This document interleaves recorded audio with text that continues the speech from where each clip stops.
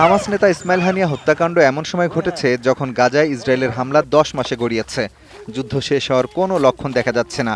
এই যুদ্ধ থেকে বৃহত্তর পর্যায়ে যুদ্ধ ছড়িয়ে যাওয়ার হুমকি এমনিতেই আছে, কারণ কাতার, মিশর হাজারো যুদ্ধবিরতির চেষ্টা করে ব্যর্থ হয়েছে।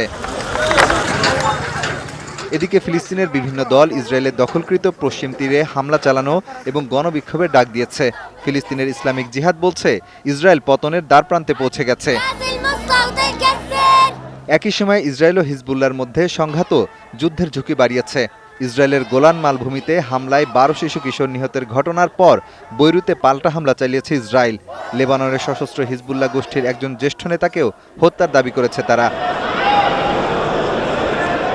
ইসরায়েলের ওই ঘোষণার কয়েক ঘন্টা পরই ইরানে হামাস নেতা হানিয়ার নিহত হওয়ার খবর আসে।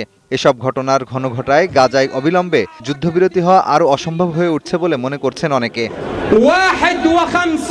আর 24 ঘন্টারও কম সময়ে ইরান সমর্থিত হিজবুল্লাহ ও হামাসের দুই গুরুত্বপূর্ণ নেতার উপর হামলার ঘটনায় স্বাভাবিকভাবেই মধ্যপ্রাচ্য পুরোদস্তর যুদ্ধের দ্বারপ্রান্তে পৌঁছে গেছে বলে মনে করছেন অনেক বিশ্লেষক।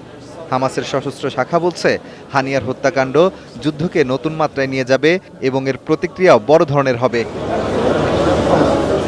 এক্ষেত্রে যুক্তরাষ্ট্র বলছে এমন যুদ্ধ এড়ানো হয়তো অসম্ভব নয়।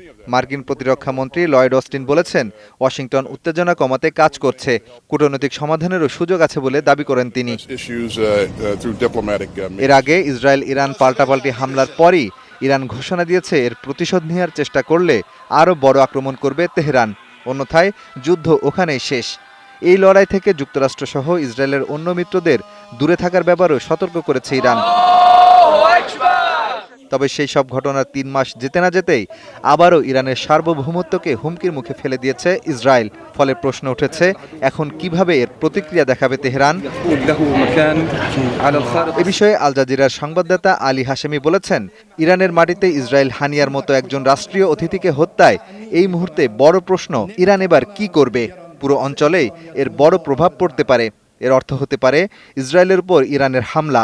তবে তারপর কি হবে সেটি বলা কঠিন বলে মনে করছেন তিনি। মাহফুজুর রহমান, ৭১।